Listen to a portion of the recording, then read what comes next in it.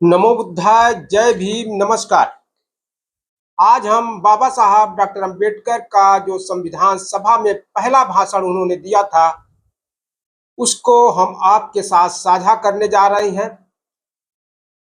बाबा साहब जो पहला भाषण उन्होंने दिया था 17 दिसंबर 1946 को पहला भाषण संविधान सभा में बाबा साहब ने दिया था।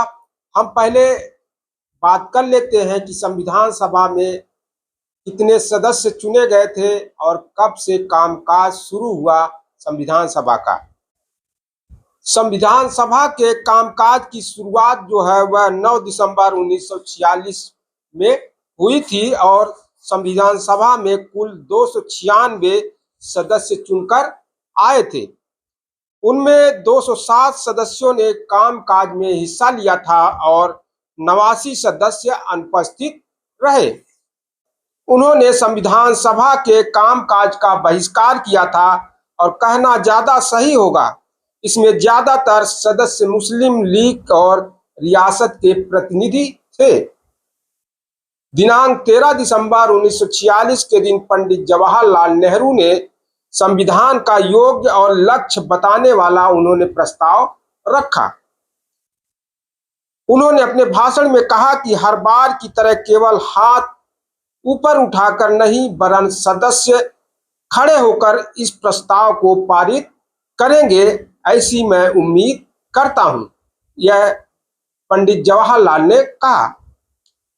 फिर श्री पुरुषोत्तम दास टंडन ने प्रस्ताव को समर्थन देने वाला भी वक्तव्य दिया।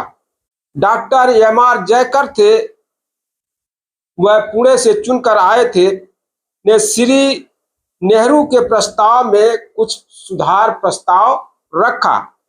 उनके मतानुसार भारत को एक आजाद प्रजातांत्रिक सार्वभौम राज्य बनाने के दृष्टिकोण से संविधान को उनके अनुकूल बनाने के लिए मुस्लिम लीग और भारतीय रियासत के प्रतिनिधियों के सहयोग की जरूरत है।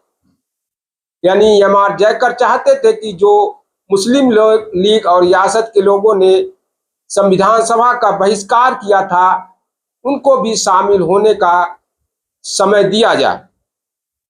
इससे इस प्रस्ताव को अलग बल मिलेगा। इसके लिए इन दो संगठनों के प्रतिनिधि अगर शामिल होना चाहते, यानी मुस्लिम लीग और रियासत के जो प्रतिनिधि थे वो अगर शामिल होना चाहते हैं तो उनके शामिल होने तक प्रस्ताव पर चर्चा को आगे बढ़ाया जाए। यानी जो प्रस्ताव पर चर्चा होनी थी उसे आगे टाल दिया जाए। कुछ अपवादों को अगर छोड़ दे तो कई सदस्यों ने श्री जयकर के सुझाए गए सुधार का कड़ा विरोध किया। वे किसी हालत में चर्चा को स्थगित होने नहीं देना चाहते थे। इस पृष्ठभूमि पर संविधान सभा के अध्यक्ष राजेंद्र प्रसाद ने अगले वक्ता के तौर पर बाबा साहब डॉक्टर अंबेडकर को आमंत्रित किया।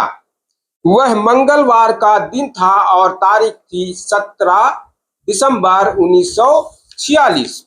संविधान सभा का कामकाज शुरू होने के बाद वह 9वां दिन था जब बाबा साहब डॉक्टर अंबेडकर ने पहली बार भाषण संविधान सभा में दिया।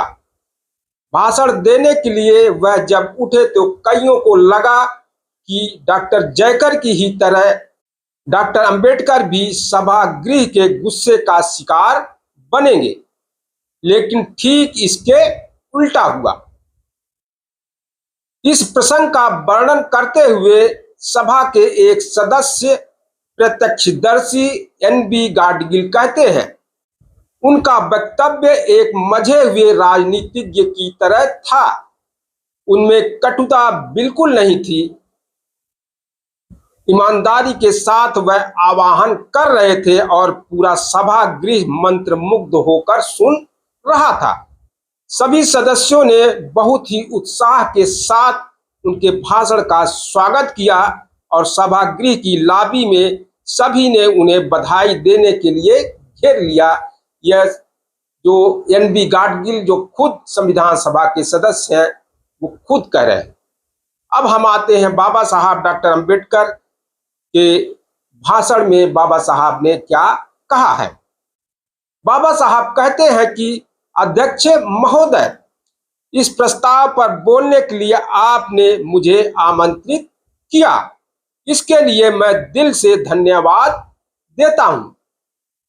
जो भी हो, आपके इस आमंत्रण से मैं आश्चर्यचकित हुआ हूं, यह मुझे मानना ही पड़ेगा। मैं उम्मीद कर रहा था मुझसे पहले 20-22 लोग भाषण करने वाले थे, सो अगर मेरी बारी आएगी तो भी वह कल आएगी। आज मैं बिना किसी तैयारी के आया हूं, इसलिए आज के बजाय कल बोलना मुझे ज्यादा अच्छा लगता। इस प्रसंग में अपने विचार पूरी तैयारी के साथ आपके सामने रखना मुझे अच्छा लगता। आपने मुझे 10 मिनट बोलने की इजाजत दी है। इतने कम समय में इस प्रस्ताव पर बोलकर मैं इसके साथ न्याय कैसे कर पाऊंगा, यह मेरी समझ में नहीं आ रहा है। इसके बावजूद इस बारे में अपनी राय मैं कम से कम शब्दों में रखने की कोशिश करूंगा। फिर बाबा साहब अध्यक्ष महोदय को संबोधित करते हुए कहते हैं, अध्यक्ष महोदय, कल से जिस प्रस्ताव पर चर्चा हो रही है उसके स्पष्टतः 2 हिस्से हैं। उनमें से एक विवादास्पद है और दूसरा उपयोगी है। प्रस्ताव के 5वें से लेकर 7वें परिच्छेद तक का हिस्सा उपयोगी है। इन परिच्छेदों में भारत के भविष्यकालीन संविधान के लक्ष्यों को दिखाया गया है। मुझे यहाँ कहना ही पड़ेगा कि पंडित जवाहरलाल नेहरू जैसे समाजवादी द्वारा तैयार किया गया यह प्रस्ताव भले उपयोगी हो, लेकिन बेहद निराशाजनक है। प्रस्ताव के इस हिस्से में उन्होंने जो कुछ शामिल किया है, मुझे उम्मीद थी कि वे इससे आगे जाकर सोचेंगे। इस प्रस्ताव में कुछ अन्य खामियां भी हैं। मैं देख रहा हूं कि प्रस्ताव के इस हिस्से में कुछ अधिकारों के बारे में व्यवस्था को साफ साफ बताया है कि लेकिन उन्हें हासिल करने के उपायों का या किसी योजना का उसमें जिक्र नहीं है। आप जानते हैं कि लोगों के हक जब छिन जाते हैं तब ऐसी व्यवस्था बेकार की कही जाएगी जिनमें छीने गए हकों को फिर से पाने का कोई प्रबंध न हो। ऐसे उपायों की मुझे इसमें कमी महसूस हो रही है। किसी भी व्यक्ति के प्राण, उसकी आजादी और उसकी संपदा को कानूनी कार्रवाई के बिना छीना नहीं जा सकता। यह सर्वमान्य सूत्र भी इस प्रस्ताव में मुझे कहीं दिखाई नहीं देता। कानून और नीति की सीमा के तहत मौलिक अधिकारों की व्यवस्था की है।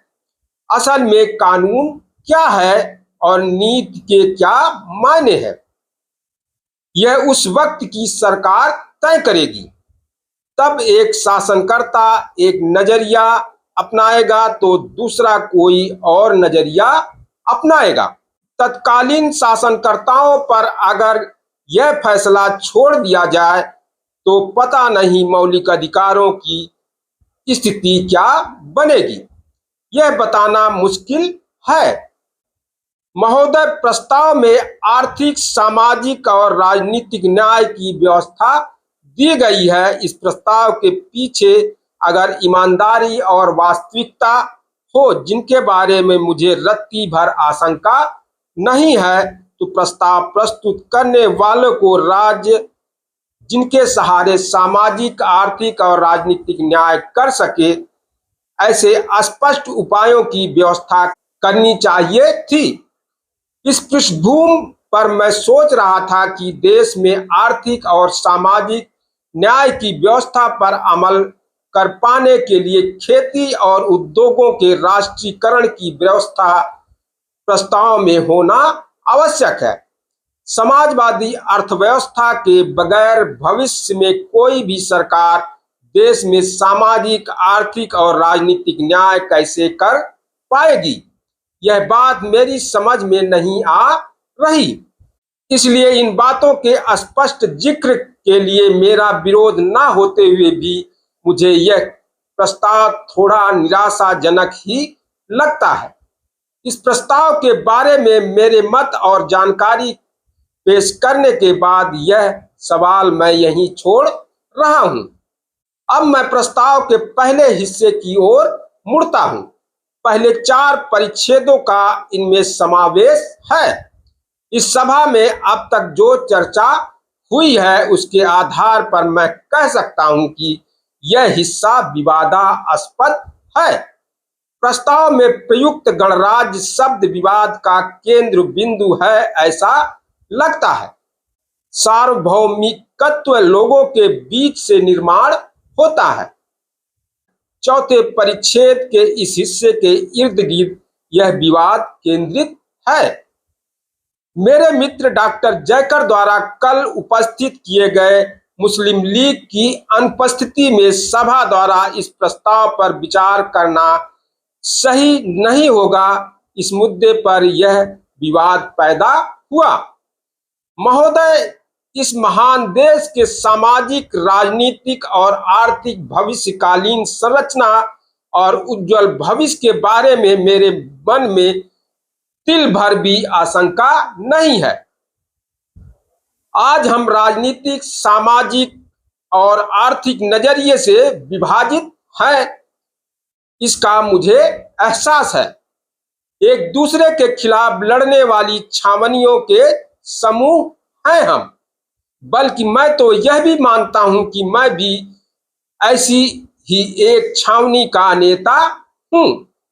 महोदय, यह सब भले सही हो, लेकिन मुझे पूरा यकीन है कि समय और परिस्थितियों को अगर अनुकूल बनाया जाए तो कोई भी शक्ति इस देश को एक होने से रोक नहीं सकती। तालियों की गड़गड़ाहट। विभिन्न जातियां और संप्रदाय होने के बावजूद हमें एक होने से कोई नहीं रोक सकता। इस बारे में मेरे मन में कोई आशंका नहीं है। हर्ष ध्वनि। भले आज मुस्लिम लीग भारत को 2 फाड़ करने की कोशिश में लगा है, लेकिन एक छत्र भारत ही उनके लिए भी सही होगा। मैं दावे के साथ कह सकता हूं कि अगर चाहे तो मुस्लिम खुद अपने बारे में सोचने लगेंगे। हर्ष ध्वनि और तालियों की गड़गड़ाहट। अंतिम लक्ष्य के बारे में मेरे मत में हम में से किसी को भी डर पालने की जरूरत नहीं है। इस बारे में किसी के मन में कोई आशंका नहीं होनी चाहिए। अपनी दिक्कतें अंतिम लक्ष्य को लेकर नहीं है। आज जो संगठित नहीं है, उस समाज के लोग एक साथ संगठन के मार्ग पर कैसे आगे बढ़े, इस बारे में सोचना यही हमारी दिक्कत है। हमारी मुश्किल लक्ष्य को लेकर नहीं, शुरुआत कैसे की जाए, यह हमारे सामने खड़ी दिक्कत है। अंतिम उद्देश्य को लेकर हमें कोई दुविधा नहीं है।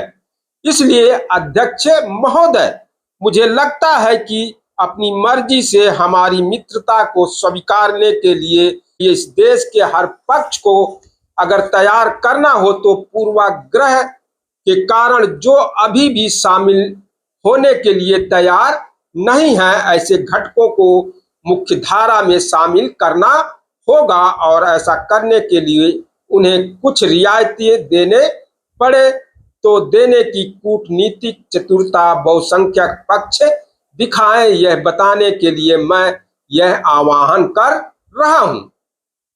मन में डर पैदा करने वाले नारों और शब्दों को हम दूर रखते हैं।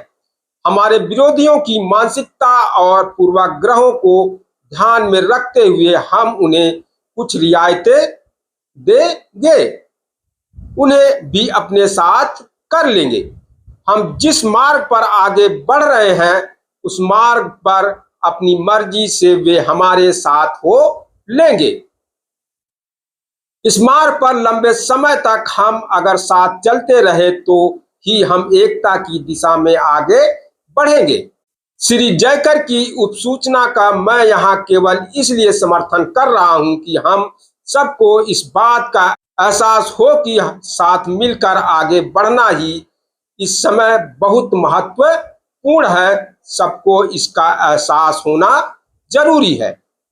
हम सही हो या गलत हो, हमारे कानूनी अधिकारों के साथ हमारी भूमिका मेल खा रही हो अथवा ना खा रही हो, 16 मई अथवा 6 दिसंबर के निवेदनों के अनुकूल हो अथवा ना हो, ये सारी बातें कुछ समय के लिए हम किनारे रखें।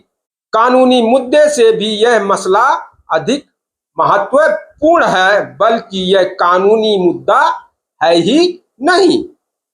कानून की सभी बातें हम दूर रखते हैं और ऐसी कोशिश करते हैं कि जो लोग आज हमारा साथ देने के लिए तैयार नहीं है वे भी साथ देने के लिए तैयार हो जाएं। मैं आप सब लोगों से आह्वान करता हूं कि हम ऐसा माहौल तैयार करें। इस सदन में चल रही चर्चा में 2 सवाल विचारार्थ रखे गए हैं। इन सवालों का मेरे मन पर इतना गहरा असर हुआ है कि मैंने उन्हें दर्ज कर रखा है। उनमें से एक सवाल मेरे मित्र बिहार के मुख्यमंत्री ने कल की सभा में अपने भाषण में उपस्थित किया था। वह पूछ रहे थे कि मुस्लिम लीग को इस संविधान सभा में सहयोगी होने से प्रस्तुत प्रस्ताव कैसे रोक सकता है। आज मेरे मित्र डॉक्टर श्यामा प्रसाद मुखर्जी ने दूसरा प्रश्न उपस्थित किया कि कैबिनेट मिशन के प्रस्ताव से यह प्रस्ताव अलग तो नहीं। महोदय, ये दोनों सवाल अत्यंत महत्वपूर्ण हैं और उनके केवल जवाब नहीं, स्पष्ट जवाब दिए जाने चाहिए। मुझे साफ तौर पर ऐसा लगता है कि प्रस्तुत प्रस्ताव से कुछ निकलने का उद्देश्य हो या ना हो, यह केवल आकस्मिक घटना हो या ना हो, लेकिन इस प्रस्ताव का निश्चित परिणाम मुस्लिम लीग को संविधान सभा से बाहर रखने में ही होने वाला है। इस संदर्भ में प्रस्ताव के तीसरे परिच्छेद की ओर मैं आपका ध्यान दिलाना चाहता हूं, क्योंकि मुझे लगता है कि यह परिच्छेद अत्यंत महत्वपूर्ण और अर्थपूर्ण है। तीसरे परिच्छेद में भारत के भावी संविधान के बारे में विचार किया गया है। प्रस्ताव रखने वाला इसके जरिए क्या कहना चाहता है मैं नहीं जानता, लेकिन मैं यह मानकर चलता हूं कि मंजूर होने के बाद यह प्रस्ताव तीसरे परिच्छेद के संदर्भ में संविधान निर्माण के लिए संविधान सभा के निर्देशन का काम करेगा। क्या कहा है इस तीसरे परिच्छेद में? तीसरा परिच्छेद कह रहा है कि इस देश में राज्य संस्था के 2 प्रकार होंगे। पहला, निचले स्तर पर स्वायत्त प्रांत अथवा राज्य अथवा ऐसे हिस्से होंगे जो अखंड भारत में शामिल होना चाहते हैं। ये स्वायत्त घटक पूरी तरह अधिकार युक्त होंगे, उनके कुछ अन्य अधिकार भी होंगे। घटक प्रांत के ऊपरी स्तर पर संघ राज्य होंगे। कुछ हद तक उन्हें कानून बनाने, उन पर अमल करने और प्रशासन चलाने के अधिकार होंगे। प्रस्ताव का यह हिस्सा पढ़ते हुए सम्मिलित करने की संकल्पना के संदर्भ और एक तरफ केंद्र सरकार और दूसरी तरफ के प्रांतीय सरकारों के बीच संपर्क बनाए रखने वाली व्यवस्था मुझे कहीं दिखाई नहीं दे रही। कैबिनेट मिशन के प्रस्ताव की पृष्ठभूमि पर इस परिच्छेद को पढ़ने के बाद या कांग्रेस की वर्धा में परिषद में पारित किए गए प्रस्तावों की पृष्ठभूमि में इस परिच्छेद को पढ़ने के बाद भी प्रांतों के एकीकरण के संकल्पनाओं के संदर्भ में मुझे कहीं नहीं दिखाई देते। इसलिए मानना पड़ेगा कि मैं बेहद आश्चर्यचकित हूं। इस प्रकार अलग गुट बनाने की कल्पना जाति तौर पर मुझे स्वीकार नहीं है। मुझे मजबूत केंद्र सरकार पसंद है और 1935 में भारत सरकार द्वारा तैयार किए गए केंद्र सरकार से भी अधिक मजबूत केंद्र सरकार मुझे चाहिए। लेकिन महोदय, मेरे इन मतों को वर्तमान स्थिति में कहीं स्थान है ऐसा मुझे दिखाई नहीं देता।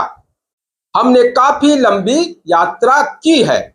मेरी नजर में जिसे बेहद प्रशंसनीय, सम्मानजनक और आश्रय का स्थान माना जाए, ऐसी 150 साल की प्रशासनिक व्यवस्था से निर्माण हुई मजबूत केंद्र सरकार को डिगाने की सहमति कांग्रेस पक्ष ने क्यों दी, यह कांग्रेस ही जाने। इस भूमिका का त्याग करने के बाद तथा हमें मजबूत केंद्र सरकार नहीं चाहिए, ऐसी भूमिका अपनाने के बाद घटक राज्य तथा केंद्र सरकार को जोड़ने वाली बीच की उपसंघ राज्य की कड़ी स्वीकारने के बाद परिच्छेद 3 में शामिल करने की योजना का जिक्र क्यों नहीं किया गया, यह मैं जानना चाहता हूं।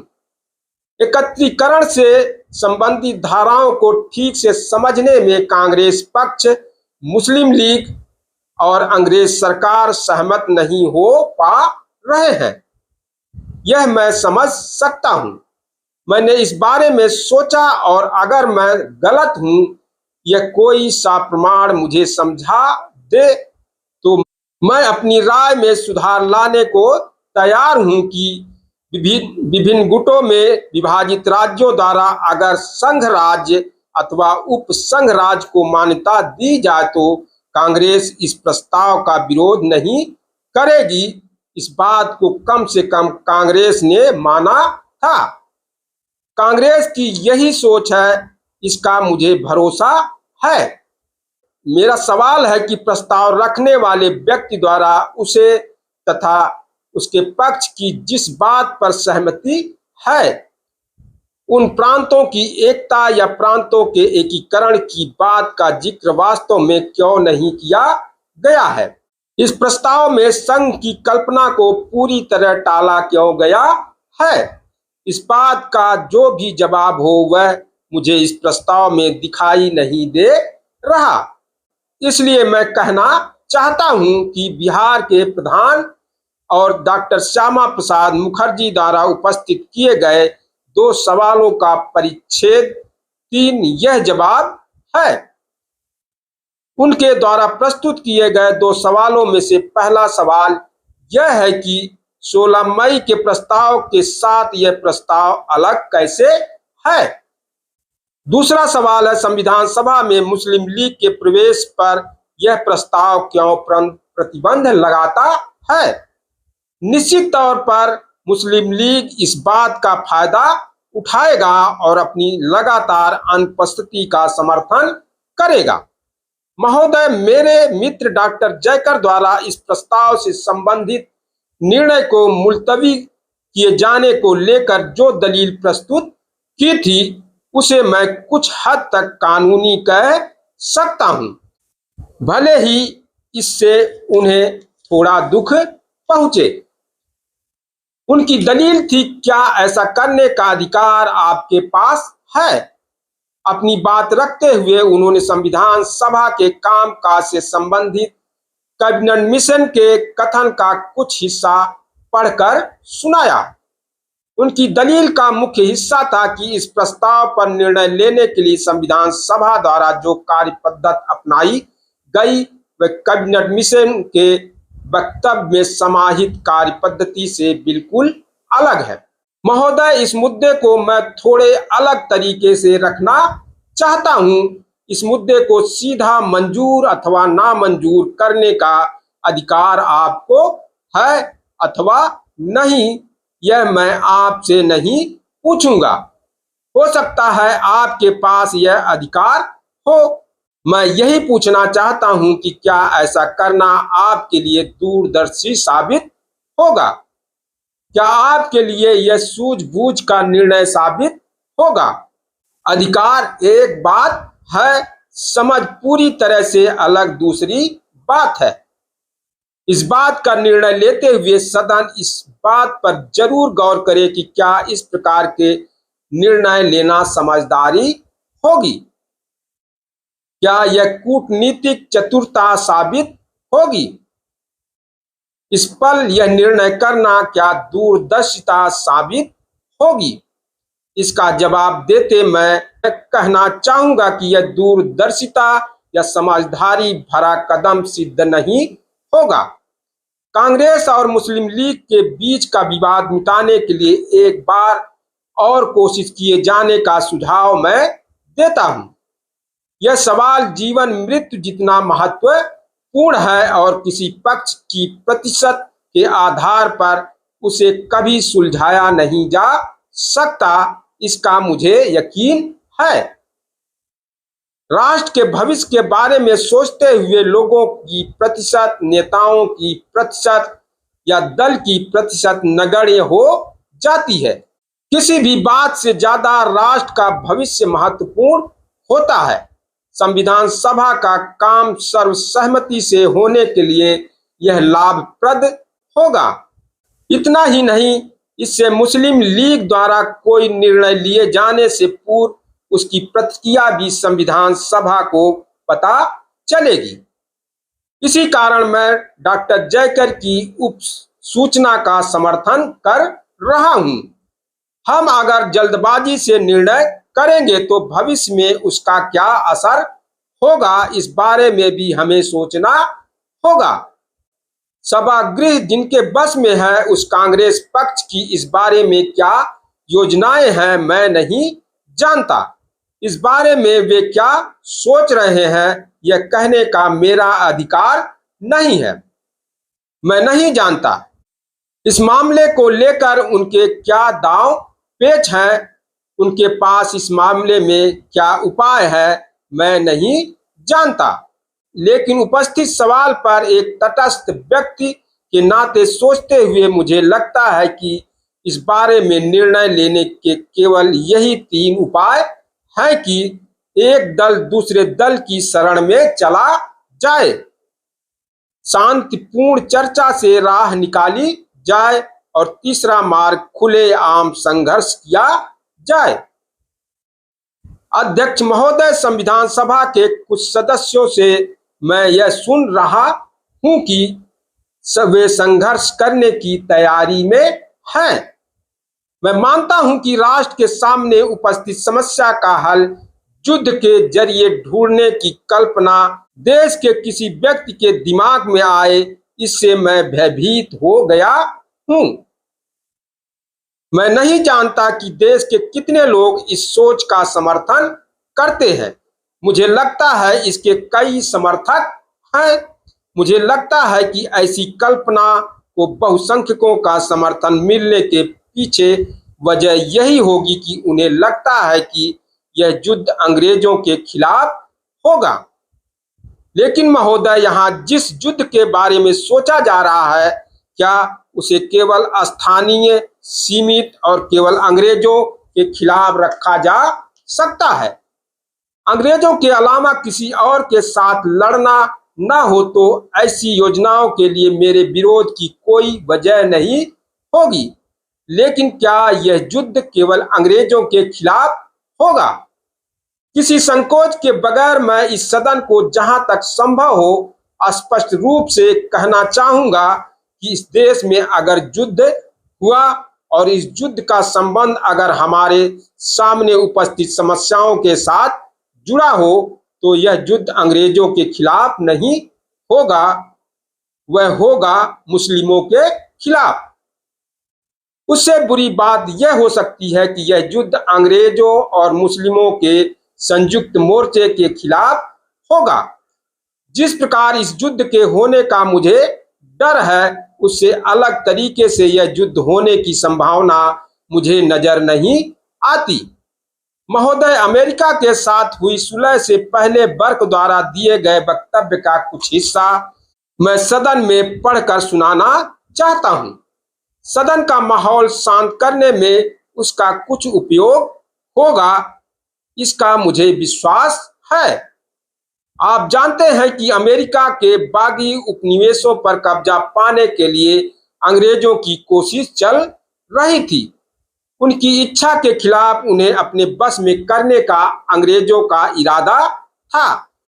तब उपनिवेशों को जीतकर उन्हें बस में करने का विरोध करते हुए बर्क ने कहा था, महोदय, मुझे यह कहने की इजाजत दीजिए कि बल प्रयोग का असर केवल तत्कालिक होता है। उसके आधार पर केवल कुछ समय के लिए अधिकार प्राप्त किए जा सकते हैं। उन्हें हमेशा बस में रखने के लिए फिर से बल प्रयोग करने की जरूरत को हमेशा के लिए खारिज नहीं किया जा सकता। जिस राष्ट्र को हमेशा अपने अधीन रखना हो, उस पर इस प्रकार का शासन नहीं चलाया जा सकता। मेरी दूसरी आपत्ति प्रयोग में लाए जाने वाले बल के परिणामों को लेकर निश्चय के बारे में है। जरूरी नहीं कि बल के प्रयोग से हमेशा दहशत पैदा हो और तैयार सेना का मतलब जीत नहीं होता। जीत न पाने की स्थिति में फिर कोई मार्ग नहीं बचता।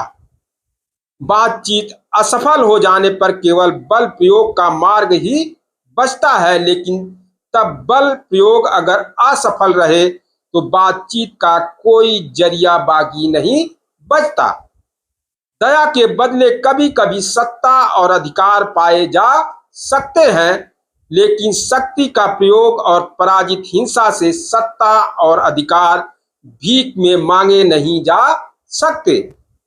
बल के प्रयोग के लिए मेरा विरोध इसलिए भी है कि हिंसा के कारण कोशिश की पराकाष्ठा से जो आप पाएंगे उसे ही आप हानि पहुंचाएंगे। आप जो पाएंगे वह उसके मूल रूप में नहीं होगा, वह अवमूल्यित, बर्बाद और विनाश के रूप में होगा। इन अनमोल शब्दों की ओर ध्यान न देना अनिष्टकारी हो सकता है। हिंदू मुस्लिम समस्या अगर बल के प्रयोग से हल करने की किसी की योजना हो तो साफ शब्दों में कहता हूं कि उन्हें यह ध्यान में रखना होगा कि युद्ध के सहारे मुसलमानों को हराकर संविधान के दायरे में लाना हो तो उनकी सहमति के बगैर उन्हें संविधान की शरण आने के लिए उन्हें बाध्य किया जाए तो इस देश को हमेशा के लिए इन्हीं कोशिशों में लगे रहना होगा। एक बार की जीत हमेशा की जीत साबित नहीं होगी। अब तक मैंने जितना समय लिया है उससे अधिक समय मैं नहीं लेना चाहता। एक बार फिर बर्क के उद्धृत कर मैं भाषण को समाप्त करना चाहता हूं। बर्क ने एक जगह कहा है कि सत्ता देना आसान है, अकल देना मुश्किल है। इस सभा को प्राप्त सार्वभौम अधिकार का प्रयोग अकल के साथ करने के लिए हम तैयार हैं। यह हम अपने आचरण से साबित करेंगे। देश के सभी घटकों को अपने साथ ले चलने का यही एकमात्र उपाय है। एकता की ओर आगे बढ़ने का इसके अलावा कोई और मार्ग नहीं है। इस बारे में आपके मन में कोई आशंका नहीं होनी चाहिए।